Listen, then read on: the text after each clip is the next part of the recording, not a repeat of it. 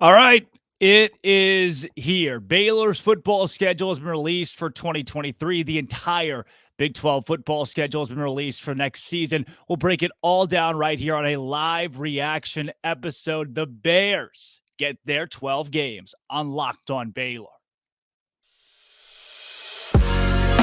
You are Locked on Baylor, your daily podcast on the Baylor Bears, part of the Locked on Podcast Network, your team every day.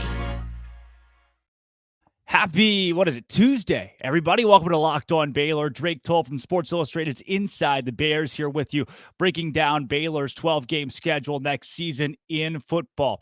The Big 12 was supposed to release this a long time ago, and the wait is finally over. So let's go through Baylor's 12 games, take a look around the rest of the conference as well. The graphic here, the Big 12 just released, shows you Baylor's first game of the season, September 2nd, is against Texas State, a familiar opponent, and then you get your first real test against Utah. Now, gray signifies home games, so Baylor's first 4 games are all home games. Then, on 9/16, you see in this September 16th, they get the Shark team, the Blue Sharks, the Sharks.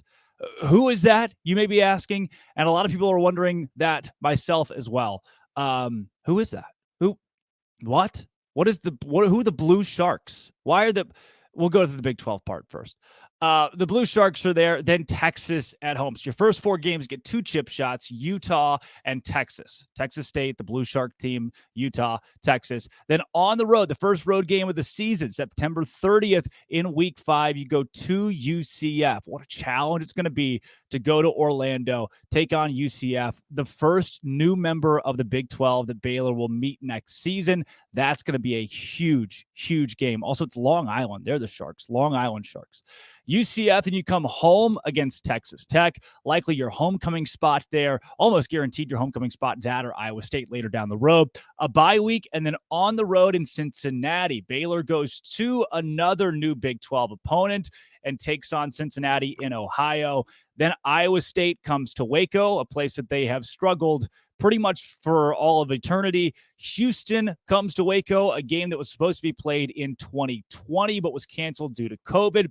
And then Kansas State on the road, TCU on the road, and West Virginia at home. So it's Texas State, Utah, Long Island, Texas. The first 4 games of the year are home games. UT in their last game in the Big 12 is on your schedule. And then you get UCF on the road, the first true road game for the Bears against a new Big 12 opponent in Orlando. Texas Tech comes to Waco. Your bye week is planted in on October 14th. Then Cincinnati on the road, another road game against a new Big 12 team. Iowa State is there, Houston there as well in 2 home games. And then 2 of your last 3 are on the road at Kansas State, at TCU, and then West Virginia at home. So immediate reaction with this stuff.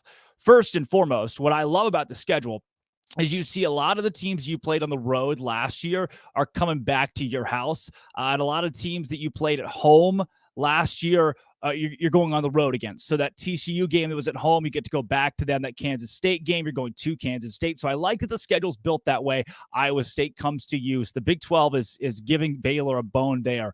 What I don't love immediately is that BYU is not on this schedule. The Big 12 has talked about, people have at least talked about the idea of this being a future rivalry for Baylor and becoming some kind of focal point in the new Big 12. These 2 Christian or religious brands that meet year in and year out. Baylor does not get BYU. They do, of the new additions, get UCF, Cincinnati, and Houston. That's huge. 3 teams that will be in the Big 12 for the rest of time, you get to see on your schedule. What does that mean? Baylor does not play Oklahoma. Let's talk about that. The omissions from next year's schedule. The Bears will not face OU. Baylor will not get a bone in Kansas. The Bears will not face Kansas. You still get Kansas State. You do not get Oklahoma State. You still get TCU. You still get Texas, Texas Tech. You do get West Virginia in possibly the worst way to end the season altogether, where you get it. At least it's home. So again, notably, no BYU on this schedule, no Oklahoma on this schedule, no Kansas. So your formerly automatic win is not here.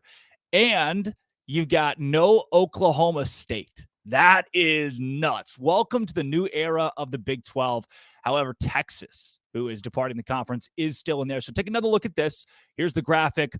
Baylor's got Texas State. If you're just joining, Utah, Long Island. That is Long Island on September 16th. They're not good. That is your de facto Kansas game.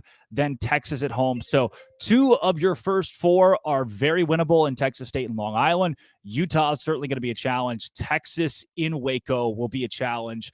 UCF on the road. You get Gus Malzahn in Orlando. Texas Tech comes and plays in Waco. You're playing at bye week after the first 6 games of the season. And then your back half. You're back 6 games, Cincinnati, Iowa State, Houston, Kansas State, TCU, West Virginia, and again, no Oklahoma on this schedule. So the big question that most people are going to ask is, how easy is this? Is this the Big 12 as gauntlet as you can get in the Big 12?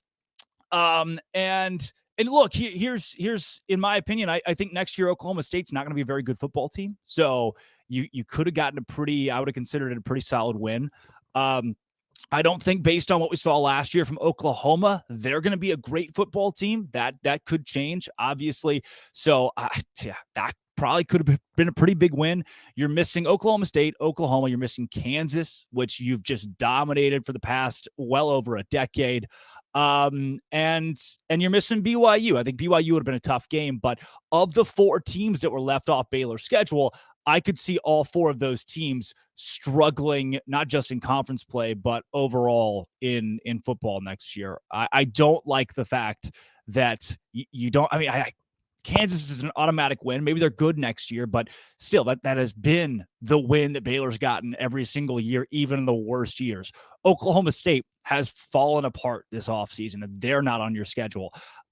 Oklahoma was terrible last year. 6-7, finished below 500 for the first time in 20 some odd years. And then BYU obviously was really bad last year, despite beating Baylor. So you miss out on those teams. You get some college football playoff teams. You get Cincinnati, who's been there recently. You get TCU, who was there last year. Both of those games come on the road as well. That's not easy. Kansas State is on the road. You know they're going to be a formidable opponent in the Big 12 next year. So those 3 games are not going to be walk in the park. UCF, not great last year, but you get them on the road as well. Gone are the days. It's another big talking point with this. Gone are the days where Baylor's schedule is easy because of the home games. I mean, what in the past was Iowa State was at home and Oklahoma was at home and Texas was at home. Those are gone with the birth of this new schedule. So take a look again here. Your road games are at UCF. Buy your tickets now to go to Orlando. You go to Cincinnati. If you enjoy Ohio, that's great for you. You go to Kansas State and to TCU. Now, those are some of the tougher parts of this schedule. Texas could be good next year. Utah's a big opponent as well. Here are the bright side, easier spots. 8 home games. Baylor just landed itself 8 home games in this new schedule. If anybody can be excited about what the Big 12 gifted them, it's got to be Baylor, at least in that regard. Looking around the rest of the conference, which we'll do more in depth later, I can't imagine there's another team that's pushing near the 8 home game mark. So the fact that Baylor gets 4 straight home games to start the year, teams like Texas Tech and West Virginia both start their year on the road. Tech goes to Wyoming. West Virginia goes to Penn State. Baylor gets 4 at home. 5 of their first 6 are at home. 8 of their overall 12, and they only have 2 road games in their first 9 football games in 2023. That's going to be huge. The rest of this conference, we heard earlier that I heard from a source earlier that Oklahoma wasn't exactly elated with their home schedule. You can see why. They got they I don't want to say they got boned, but dude, they got 6 home games, 6 road games. They got to play at home against Arkansas State and SMU. Neither of those are going to be marquee matchups. This is Oklahoma. They got to go to Tulsa. They got to go to Cincinnati. Both of those on the road. They got to go to Texas. They got to go to Kansas, to Oklahoma State, and to BYU.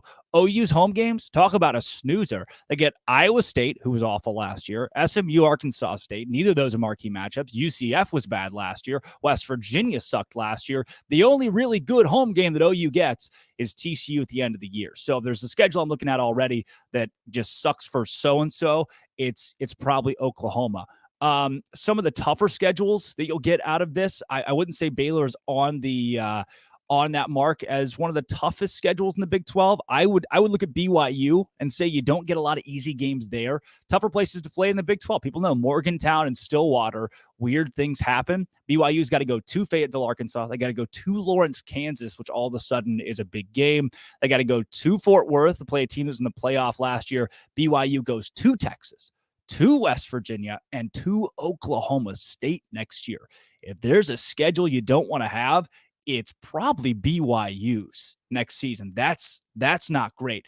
Taking a look at the other newcomers in the league, UCF, their schedule features a road game against Kansas State to open their Big 12 gauntlet. And they come they go home against Baylor. They go to Lawrence, Kansas. They get OU, West Virginia, Cincinnati, OSU, Texas Tech, and Houston. UCF staying away from BYU, which I think is a good thing, especially geographically.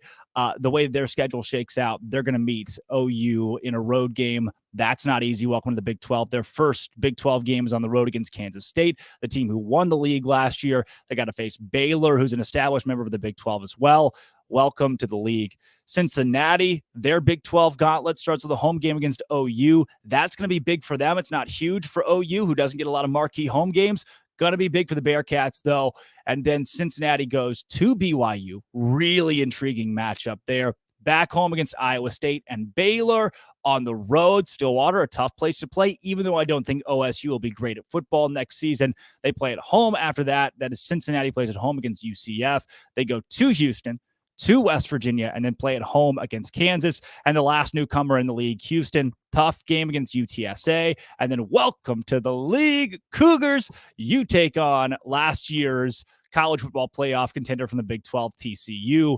At home. That's a huge game to start their Big 12 gauntlet. Then you go to Lubbock, Texas, tough place to play. Houston then gets West Virginia at home, Texas at home. How demoralizing is this? I'm going to take the schedule off the screen for a second. How demoralizing is it? You're Texas. You are Texas. Big and mighty and strong. You're leaving the Big 12. The Big 12 is not good enough for you. And to gift you, as a parting gift, Brett Yormark says, great, you're going to Houston. Texas plays at Houston. It would be glorious if they lost that game. Just great if they lost that game. The scheduling gods of the Big 12 put in some extra effort there. Then the rest of Houston's schedule past Texas, on the road against Kansas State, on the road against Baylor. Again, great that BU gets Houston at home. I think it's a fun, intriguing game. Cincinnati at home, OSU at home, and then Houston finishes with UCF on the road.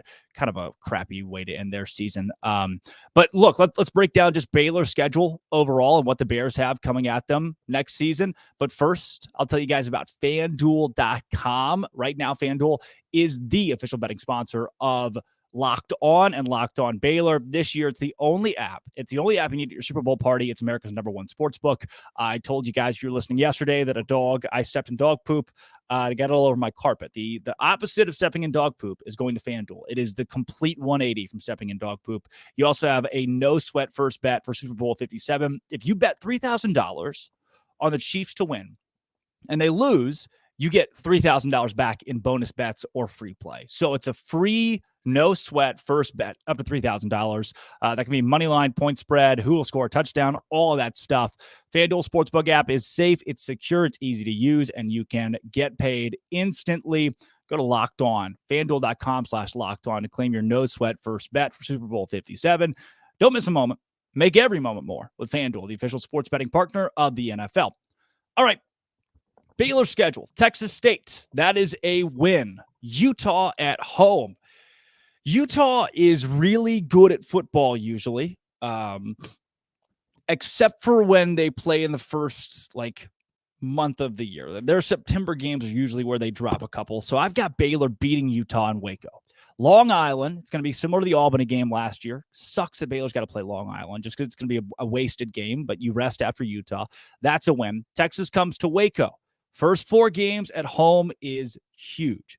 That is huge. There is not another Big 12 team next year that gets their first 4 games at their home stadium. So already a leg up and advantage for Baylor. They can start 4-0. They got UCF on the road. Definitely a winnable game. UCF was not very good last year. Texas Tech comes to Waco. That's a winnable game. This is a really great opportunity for Baylor to start at worst. And again, I don't know if Baylor's going to be a world beater next year. I don't know who their quarterback's going to be, but this is a great opportunity at worst for Baylor to start 4-2. At worst, 4-2. I think that's the way this first 6 games hashes out. 5 of those are at home. UCF is not a very strong road opponent. Baylor can go 4-2 in their first 6. They could go 6-0 in their first 6 by virtue of how easy this schedule starts. Then you go Cincinnati on the road. That's going to be a tough game. Iowa State comes to you. That should be a win. Houston comes to you. That should be a win. Kansas State on the road, TCU on the road. Those can both be losses. West Virginia at home. That should be a win. This is again, remember the years where Baylor played all the big home games in the Big 12, and it was, okay, Baylor's schedule this year gives them the opportunity to be X amount good. They can be solid because, they got all these home games. That's kind of what this schedule shakes out as. It's like, all right, Baylor's got 8 home games. They could, if they sneak in a couple wins on the road, the floor should be, because this schedule is one of the easiest in the Big 12 next year, 8-4. We said that last year. We overbuilt the hype for the team last year, and people put their floor at like 10-2. But this schedule, you play 8 home games. 2 of them are automatic wins against Texas State and Long Island. You could argue that goes for like West Virginia, Iowa State, Houston. 3 out of your last 5 that are at home. Those are all really, really winnable games. This schedule is awesome in that it's not that hard. You could have gotten a much, much worse schedule. Again, I point at BYU, who's going to Fayetteville, who's going to Fort Worth, to Austin, to Morgantown, which is so tough to play in, to Stillwater, which is so tough to play in.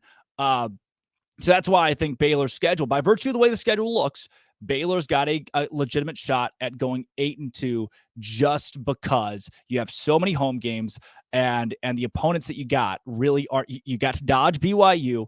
Although that's a talking point in itself, because now you don't get to establish that rivalry, but at least you're, that could have been a loss. So, hey, at least you're not, fighting off the Cougars.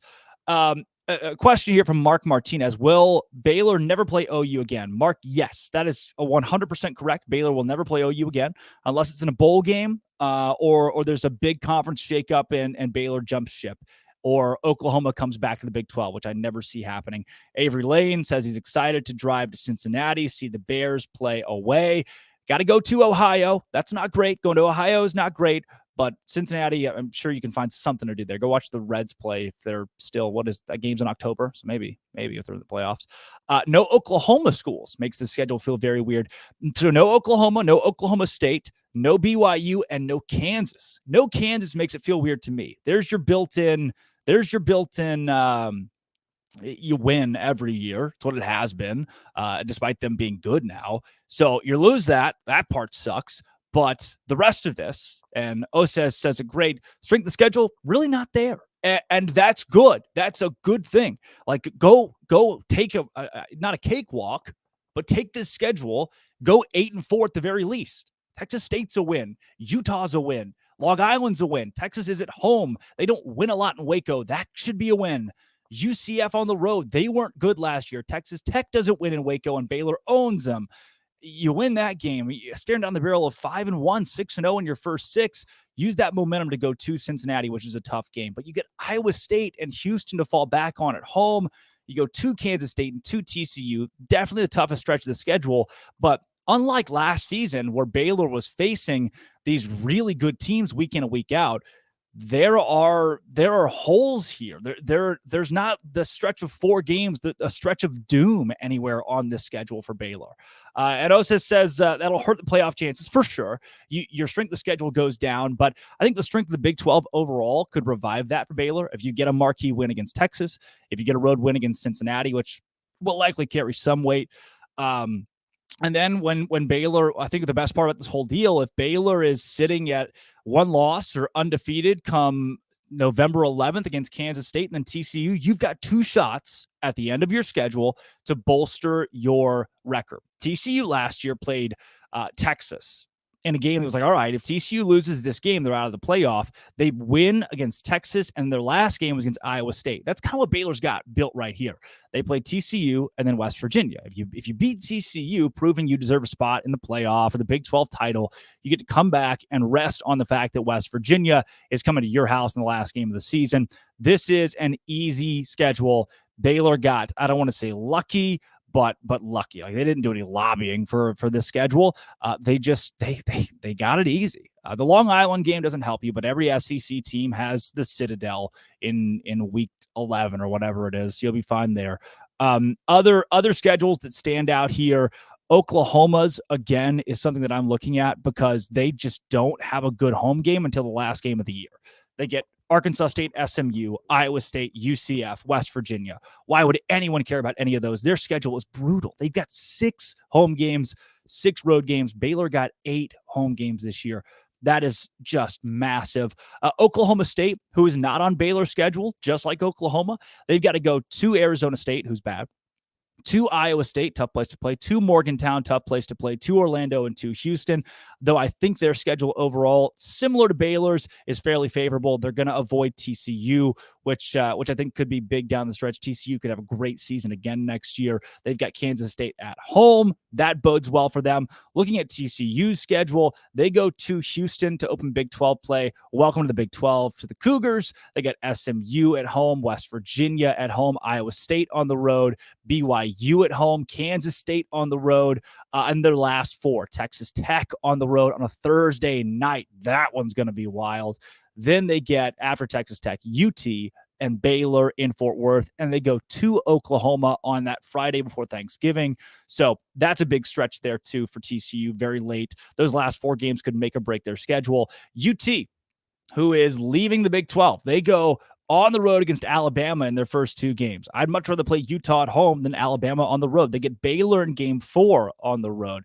They get Kansas, who I think will be better next year. And Texas and Oklahoma will play at the Cotton Bowl. Houston, after their bye week, on the road, which I think is laughable that Texas has to go to Houston. Take that. BYU at home is going to be a huge matchup, a rematch from a few years back. Kansas State, they get at home as well. TCU on the road, Iowa State on the road, Texas Tech at home. That TCU game on the road could be a make or break game for Texas and their schedule. The Iowa State game on the road and the Texas Tech game at home, both should be wins if Texas is as good as everyone is already surprised projecting them to be next year.